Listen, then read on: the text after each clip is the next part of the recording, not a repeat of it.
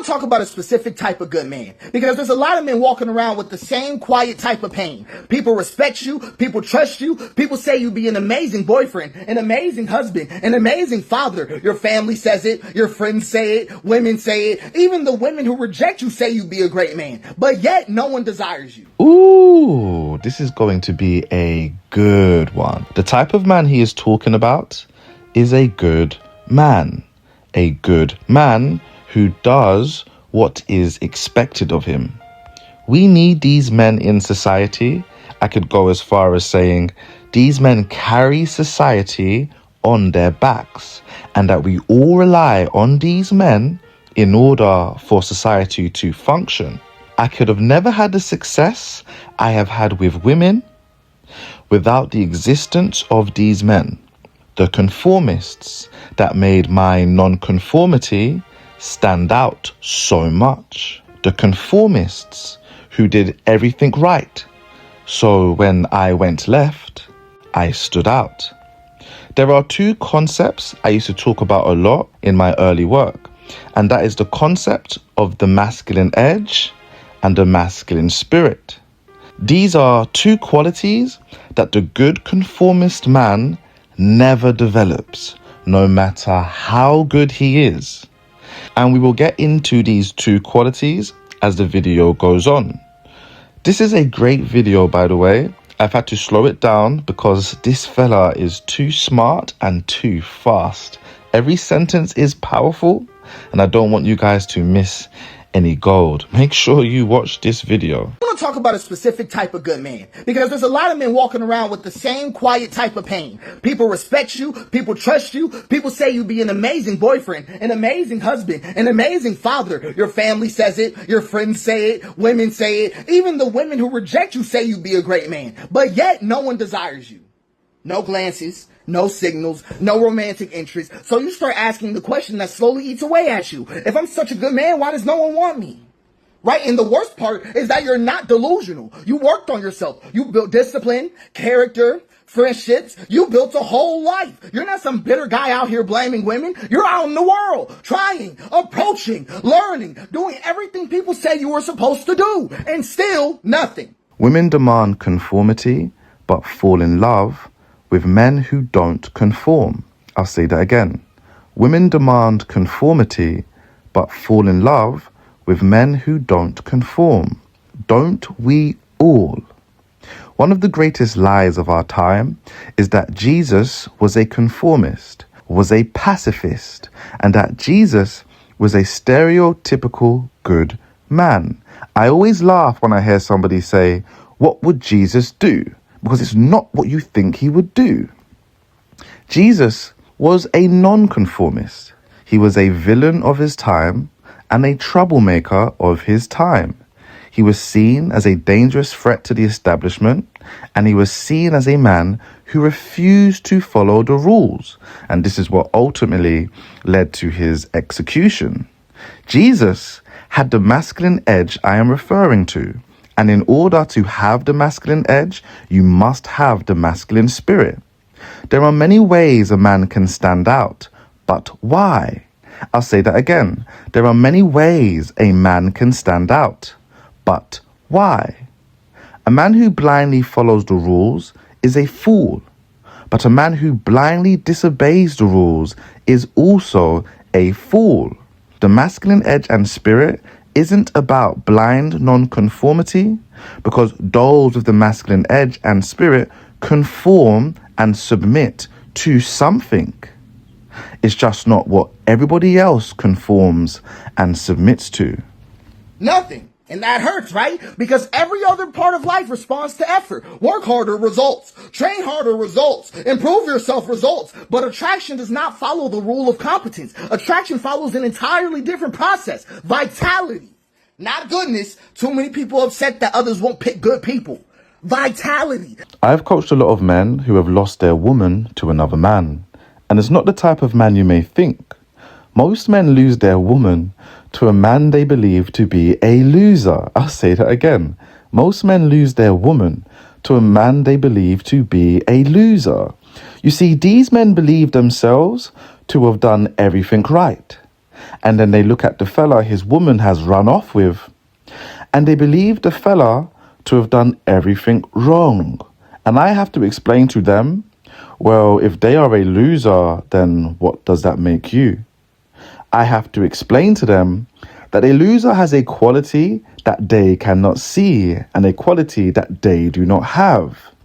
The loser has a certain attitude and spirit that a man who has dedicated himself to conformity can never have. A certain attitude and spirit that women break the rules for because they see this quality as more valuable than all the material successes the conformist man can accrue. And a lot of good men accidentally hide their vitality. They become responsible and supportive and reliable and steady, and all those traits make a man a great partner later. But attraction begins way earlier than that. Attraction begins with aliveness, and aliveness it becomes visible in extremely simple ways. A man with vitality laughs easily, not that polite laugh that he always does, the real one, the one where he forgets who's watching. A man with vitality expresses curiosity, not interrogation. He's not always conducting interviews. Curiosity. He sees something interesting and says, "Hey, what's that about? What's that about?" A man with vitality, he enjoys the room he's in. He dances badly. He tells a story. He teases his friends. He lets himself be seen. Not perfect, just alive. Because vitality is not about dominance. It's not founded in confidence speeches. It's the willingness to participate in life. Ultimately, there are two paths to take in life: the path of faith and the path of fear. Fear is what motivates the conformist, and fear is the path that makes a man submit to rules, norms, and values he himself has not established for himself. He does this telling himself that if I follow and submit myself to this system, I am guaranteed a certain life, a life free from death, pain, humiliation, suffering, rejection, and abandonment, a life free from loneliness. And today, this kind of works on pretty much everything, but it definitely does not work on the woman, because this path takes away the masculine edge and spirit all men are born with before he decided to take the path of fear, the masculine edge and spirit that all women are deeply attracted to and all men look up towards. He abandons this spirit he perceived to be unsafe in favor of the role of the machine, the role of the cog that keeps the larger machine functioning. The path of faith is very different, and this is the path Jesus and basically all inspirational figures we like have taken. You see, faith motivates the nonconformist.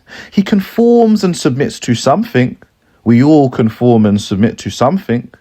But instead of conforming to systems, rules, and values he himself has not established for himself, he has decided to conform and submit to the inevitable. He has decided to conform and submit to life.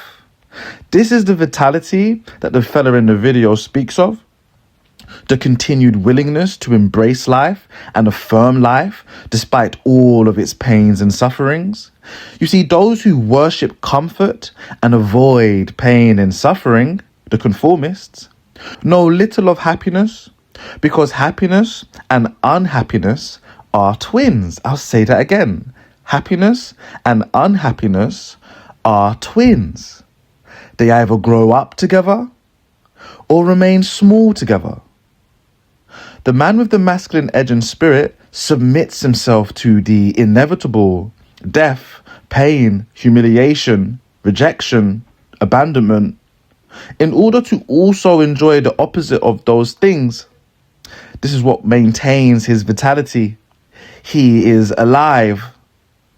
He does not submit to systems within life to hide from life, systems in life to avoid life, to oppose life, systems in life that promises him things and guarantees him things. He submits himself to life, and because of this, he is alive. He is above the systems the conformist submits himself to. This is the masculine edge and spirit that makes him stand out to women and other men. This is the vitality the fella in the video speaks of. That's vitality. To be the guy that sings at karaoke. To be the guy who starts the conversation. To be the guy who tells someone their outfit is cool because he actually noticed it. That's vitality. Not performance. Participation. I'm trying to get you together. But there's a hard part to all of this. Because when you finally start living like that, you will still hear no. I want you to understand. When you finally start living like that, you will still hear no. Because attraction is not guaranteed. In fact, the fact that attraction is not guaranteed is what makes it human. You could approach someone with full vitality and still hear no thanks. Maybe it's the most human part about it. But the moment after that no is where a lot of men collapse. Because their brain says, this proves it. I know it. I'm not attractive. But that moment is actually the test of maturity. Because a no is not a verdict of your worth. It is just another person exercising their freedom. That's what makes it so serious. That's why it's a test of maturity. Right? Your response is simple. I'm going to tell you what to do. You smile and you say, no worries. Have a great night. And you go right back to living. You talk to somebody else because this preserves your vitality. This is what keeps you attractive in the first place. You go back dancing. You go back laughing with your friends. You don't punish the room because one person wasn't interested. You don't punish yourself either. That is discipline. That's the discipline I'm talking about. The ability to hold desire without demanding the outcome. But there's a strange thing that people go through when men learn that. Fear loosens everywhere. Fear loosens everywhere. Hear what I'm just saying. Every rejection that you survive without collapsing, it just makes you freer. And I mean it. I'll say it every video. I really mean it. Because you stop organizing your life around that moment. And when someone finally says yes to you, you'll be alive for it. Like actually alive.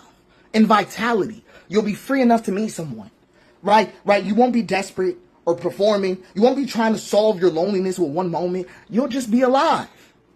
Right. Because two alive people, right? People radiating aliveness, encountering each other. That's where attraction actually begins. Not in perfection, in vitality. Ooh.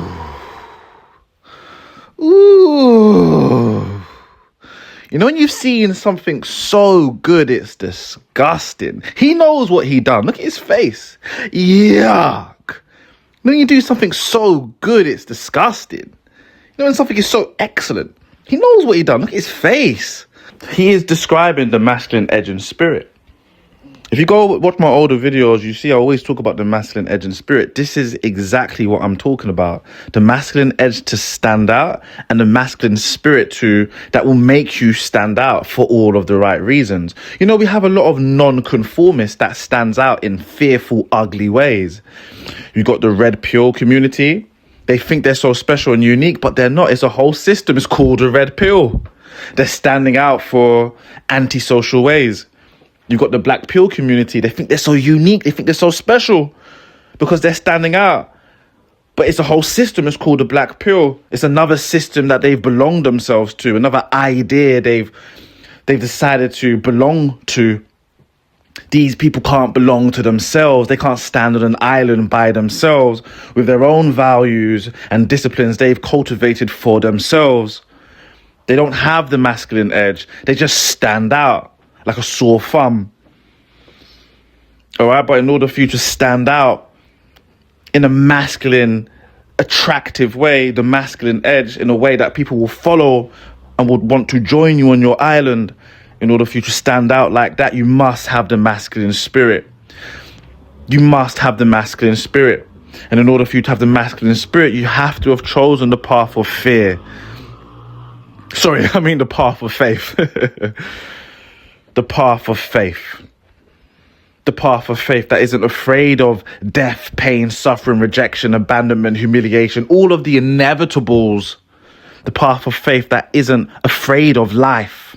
The path that embraces life and decides to, I'm going to play the game or whatever circumstance, whatever path life has got out for me. I'm going to show life that I'm here to enjoy life. I'm here to embrace life.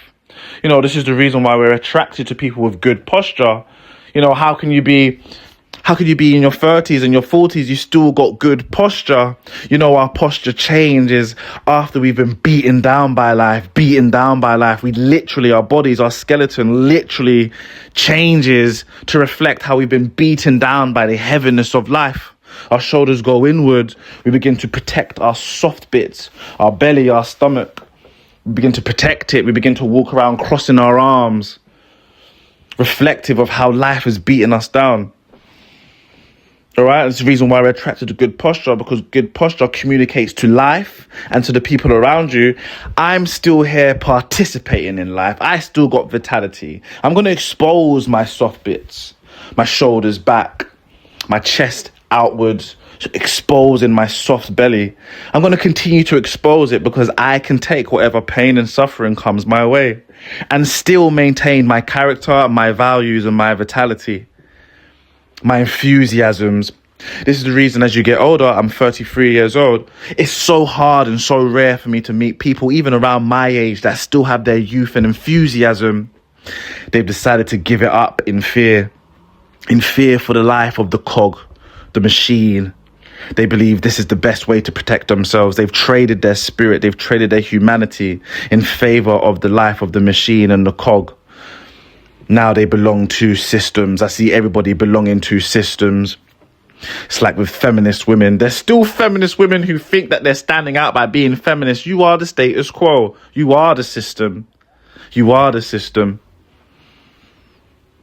Everybody wants to stand out, but you're not even standing out. You belong to systems. It takes faith in order for you to have edge. Yeah, and the reason why most people don't want to stand out in a faithful way is because you could die. Most figures, this is if you watch movies, you watch anime, pay attention to any real story that stands out to you, the main character usually dies. All right, because he's decided to really commit himself and participate in life. Truly. You know, and people don't like that. People don't like that.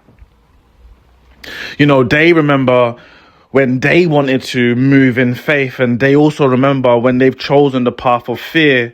So when they see anybody who hasn't chosen the path of fear and they see someone who's chosen the path of faith, it irks them, it infuriates them, it acts as a mirror. It reminds them of who they could have become if they wasn't so cowardly. You know, and people want to eradicate those sources of light from the earth. You know, not because they're bad people, but because it reflects onto them the type of person they are. All right, and this is how the system eats everything. It attempts to swallow everything.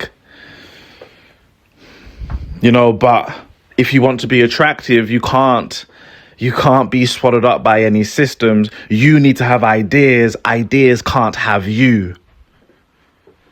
You need to create your own values, your own systems. You can't submit and conform to values and systems, expecting for a woman to submit and conform to you.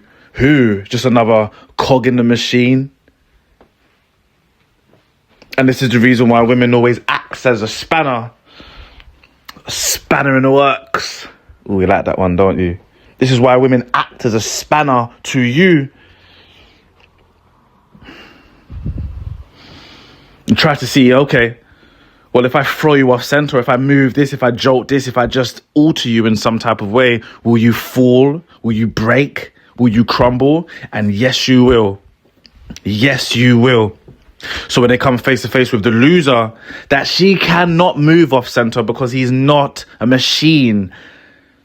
This loser who still has maintained his spirit doesn't have half the successes of you because he's never conformed to things in the first place.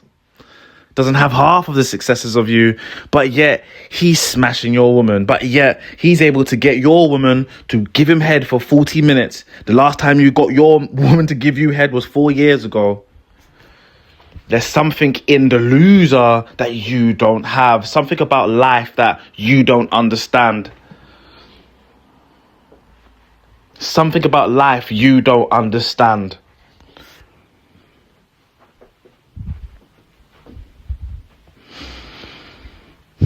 You thought you could just trade your spirit for guarantees and certainties that whatever system you belong to guaranteed to you, and this is where you went wrong. Now, maybe you've got some successes, maybe you've got some material successes that the system has given to you in trade of your service to it, in return for your years and years and years and years as your role as the cog in that machine. But you don't have the masculine edge and spirit. This is the deal with the devil. You know, and when you make deals with the devil, you usually find out way too late what it was that you truly sacrificed. But fortunately for you guys, I am here. I am here. And I offer salvation. So, fellas, watch some of my other videos. Like this video, leave a comment, sign up for one-on-one coaching. If you want to be able to reclaim your spirit, reclaim your vitality that you have traded, reclaim your youth, your enthusiasm, your excitements, the human spirit in you. All right, you can belong to a red pill community and end up with no women like those fellas on the red pill community.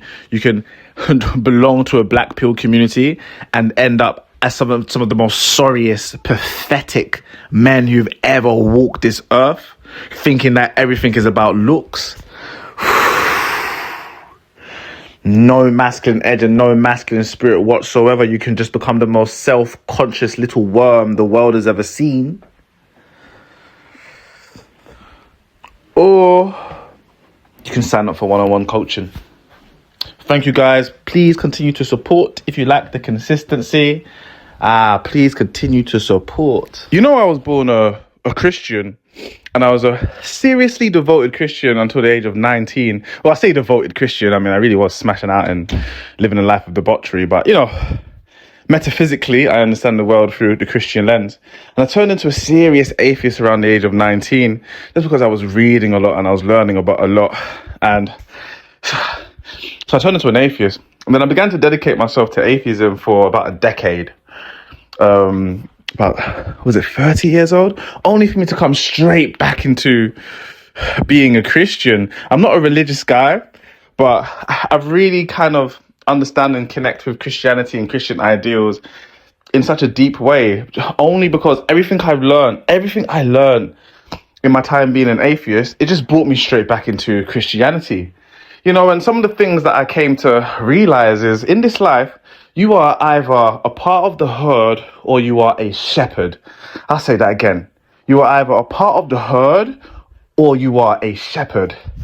If you are a part of the herd, I don't know why you're confused about why you don't have a strong sense of identity. I don't know why you're confused about your low self-esteem. And I don't know why you're confused as to why you are continuously seeking the validation and the approval of others.